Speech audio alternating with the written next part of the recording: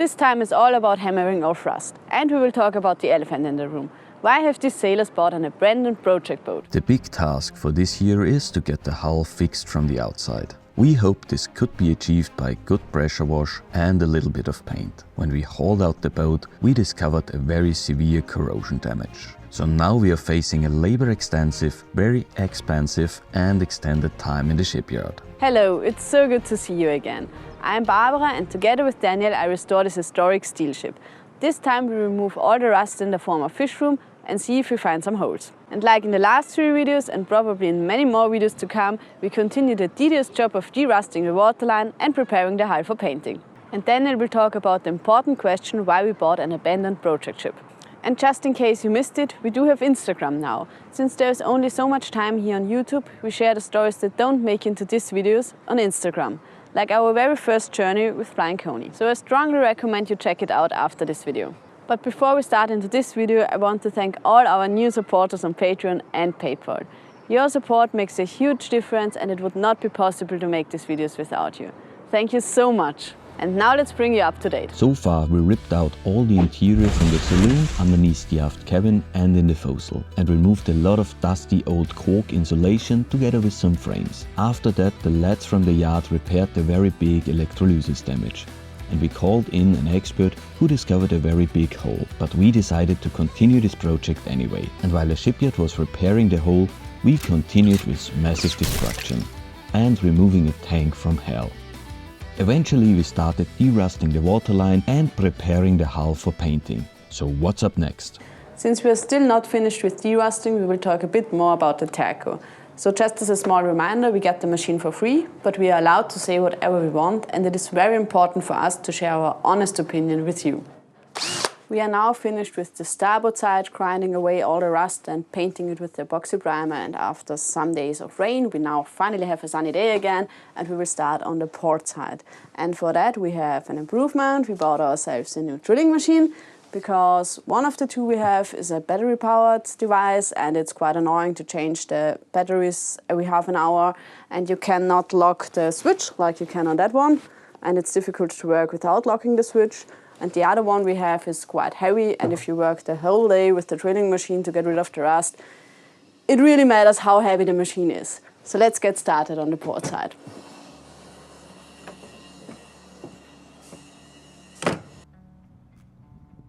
While watching Barbara preparing some welding spots in real time, let's talk about us this time.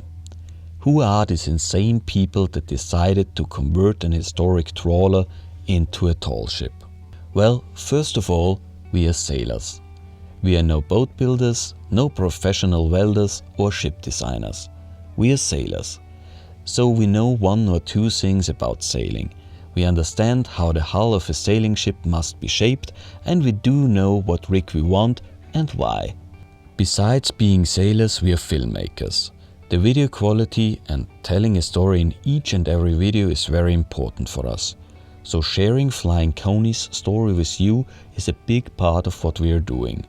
It's not just restoring this ship, it is also sharing this experience with you. So why are we doing this? We always had the dream to own a sailing ship and go on adventures with friends and sail together with people.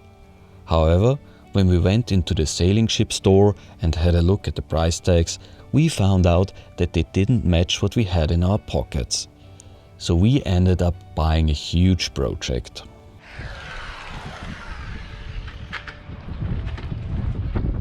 It seems like many of you are interested in how the taco works, so I want to take the time to explain it in more detail. First of all, the taco is not grinding. This metal pins hits the steel and hammer off the paint and the rust, and that is an important difference.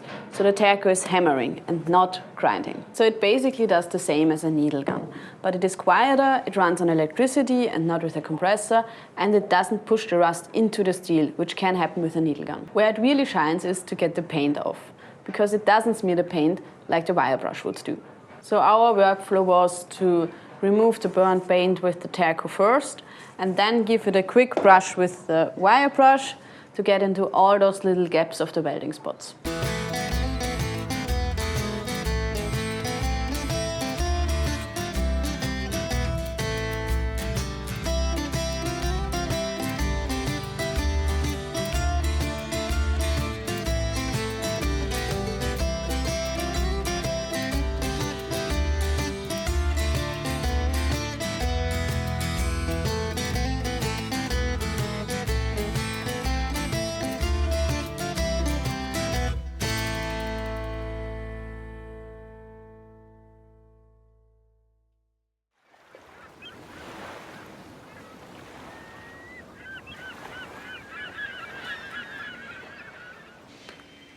Since the weather today is less than ideal for painting, we focus on one of the last remaining indoor jobs today. I will show you in a minute what it is.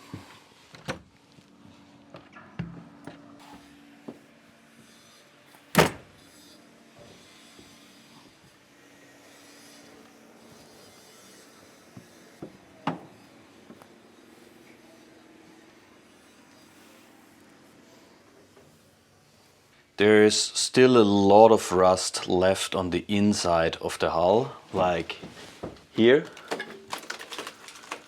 And we just want to make sure that there is no hole behind that rust, so we have to hammer it off. Since I do not want to get this rust off with a hammer and a crowbar, we bought an air chisel. And I think this should make life a little bit easier, but I've heard this thing is no fun to use.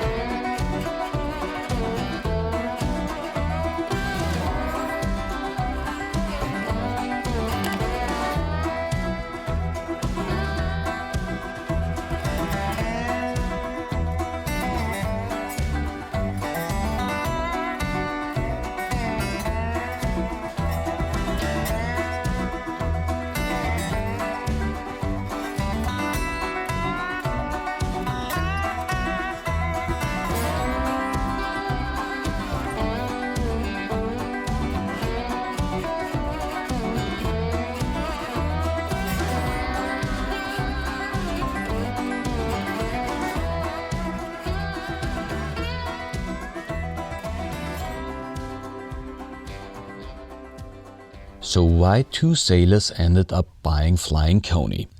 Our boat search took us almost 2 years, so Flying Coney was not the first boat we visited. We've seen many other ships before, so we kind of knew what to expect. And in the end, we learned that Flying Coney also waited 2 years to be rescued by us. Since we are sailors, we were looking for a ship that can be converted into a tall ship. And Flying Coney was perfect. She used to be one, and her lines and the hull shape also looked very promising. We knew she will be a beautiful sailing ship one day. I have to say she was very reasonable priced, which left us enough money to restore her. And of course we knew she needed some work.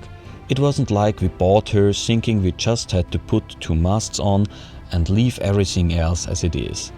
Actually, it was quite obvious that she wasn't the ship you step on and sail away.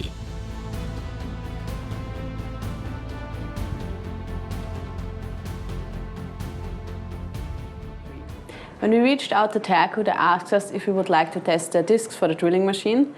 And first we thought, well, we have a big ship, we need the big Terco, we will not use the small disc that much. Little did we know how much we needed them. But we thought, since most of you won't buy the big Terco, and we do understand that, the smaller discs might be much more interesting. So we were really excited to test them out for you. But then we discovered the electrolysis damage and found hundreds of small pittings all over the hull. They are caused by some sort of electric failure. To repair that, the lads from the yard had to weld all those little craters shut. And first we thought that's it. But when you weld, you burn the paint and no new coating will stick to that. So we had to remove it to recoat the hull again. And that was the perfect task for the drill discs. So all of a sudden we had hundreds of opportunities to test them.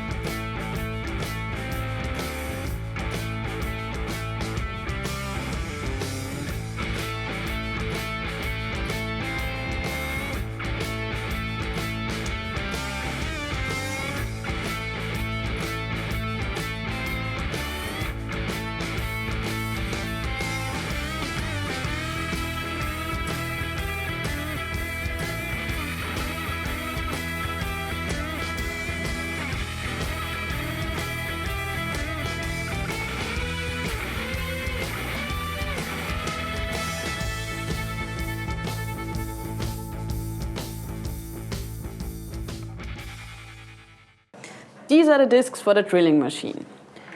One with one disc, one with two discs, and one with three discs. And obviously, the bigger your working area, the more discs you want. We used them on almost 1,000 welding spots to clean up the weld and the paint, and they worked perfect. And I'm not just saying that because we got them for free. We actually bought a second set from our very own money because it simply is the best tool for this job.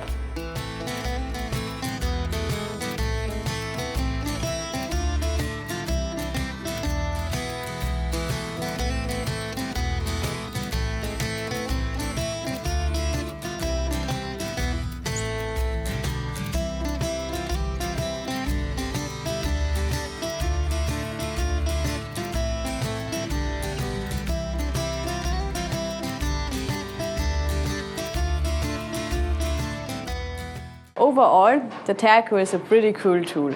So if you need to strip any area of steel and you can't sandblast, I would really recommend the Terco to you. They ship worldwide, so if you want to try them out, I'll leave a link for you in the description. We don't get a commission for that, so it's just a service for you. And now on with the project. So the workflow at the moment is to strip the paint where there is rust behind it. First with the Terco, which is pretty fast and a quite good way to get rid of the paint, and also at some spots with the rust where the pittings are not too deep.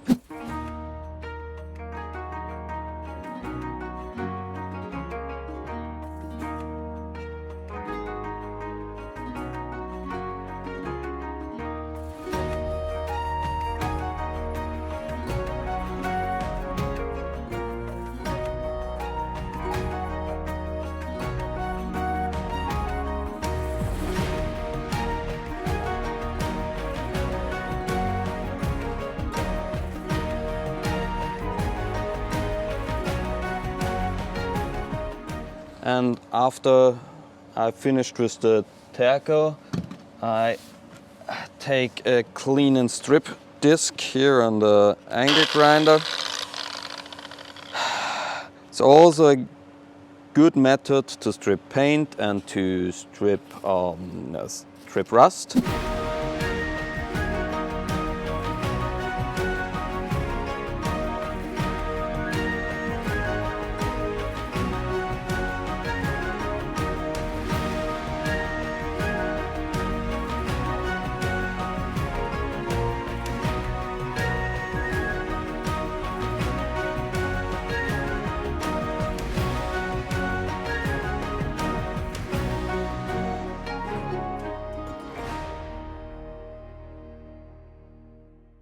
But as you can see, the wheels do not last a very long time, but you get a nice shiny finish, and it's also possible to fade the painted areas to the shiny metal. With the Terco you get a hard border, and I believe it's better to have this faded look. So it's a combination of these two tools, but I run through this clean and strip discs at a high rate. So economically speaking, I believe the Terco is the much better option here. In this area here, the former fish room, the corrosion was really bad. There were large scales of rust and many broken frames. The reason for that is that the insulation in here was still from her fishing days, so about 72 years old, and all the coating was gone. The rest of the ship is in much better condition. And even though everyone kept telling us that 1 centimeter of rust is just 1 millimeter of steel, we wanted to make absolutely sure that underneath this 1 centimeter of rust there is still steel left, and no unexpected hole. Removing all this loose rust is extremely fun. The air chisel is extremely fast and it's so much fun to use. It's quite surprising if you ask me. But on the other hand, it's also extremely dusty, and unfortunately yesterday my full mask failed me, partly because I have had the hair inside of the mask and also because of the glasses. So you're not supposed to wear glasses underneath it. So at the end of the day there was a lot of dust also inside of the mask, and I don't think you will see it on camera. So unfortunately there is now a lot of dust inside of myself as well, but it is what it is. But today I switched to the half mask and eye protection for better safety protection, and also the face shield. I hope this works better.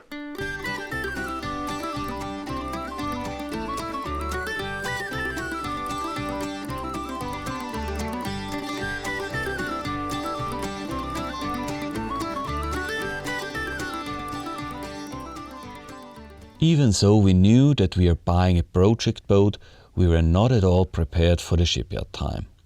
We knew we had to remove the interior and rebuild it and replace all the insulation. We knew that we had to recoat the inside and the outside of the hull. We even knew that there might be some holes. But we went to the shipyard just to put on new anti-fouling and anodes, and discovering the electrolysis damage meant that all those things that we planned to do during the next year needed to be done now, as fast as possible. And there was no possibility to take a break or to pay someone to do it. Ripping all the stuff out isn't difficult, but it is very time consuming. So if you pay someone for this job, the refit project gets very expensive. We had no idea what it meant to work at least 5 days a week on a ship, with heavy tools and carrying heavy stuff around. Truly, everyone out there working in such a heavy industrial job has my biggest respect. And on the weekends we made the videos, so there was absolutely no time off. And we lived on the ship, and in the shipyard it is always noisy, because there's always someone working. Over the months this really drives you crazy. And then all the discoveries. First the electrolysis damage, then the holes. We usually think a lot about things we are doing and try to make the right decisions. And if things don't work out, we question these decisions. So every time we found a new problem, we asked ourselves, was this the right ship? Is it worth to continue? Does that make any sense? Emotionally, it really was a tough time. But we pushed through, and I'm really glad we did. Every time I look at Flying Coney, I'm happy that we rescued her, and I think she's the most beautiful ship in the world. And now, let me know what you think.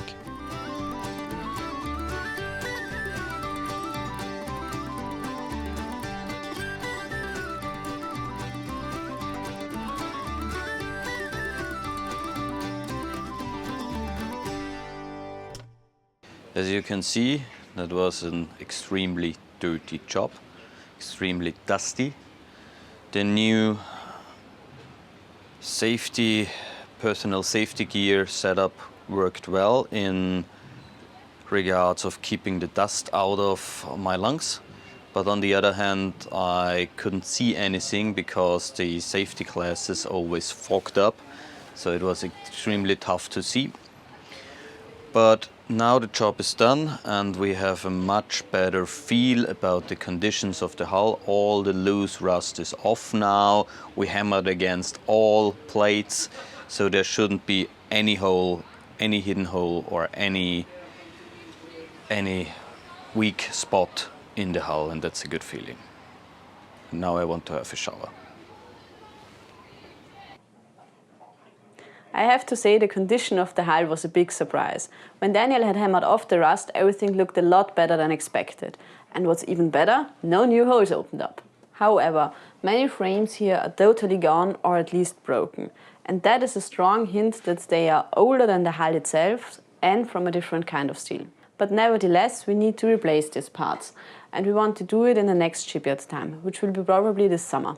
When it comes to recoating, we want to go the extra mile and blast the hull and get rid of all the rust, so we can apply a new modern coating, which is obviously the best method. However, it would be also possible to apply a grease or bitumen-based coating like they did in the old days to the hull as it is right now, and that would also last a very long time. But the coating question can wait until we are done with the reframing and welding. Speaking about coating, there are still some prepared welding spots waiting for the 2-component zinc primer.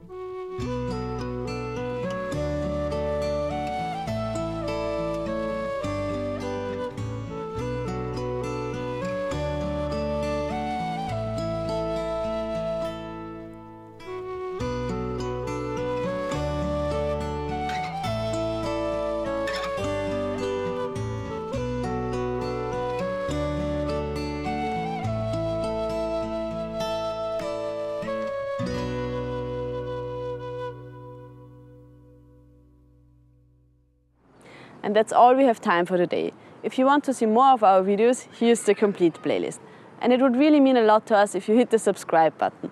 It is absolutely free and it shows us that you enjoy watching our videos and appreciate what we are doing. And after all, we are making these videos for you. Thank you so much for watching and see you next time.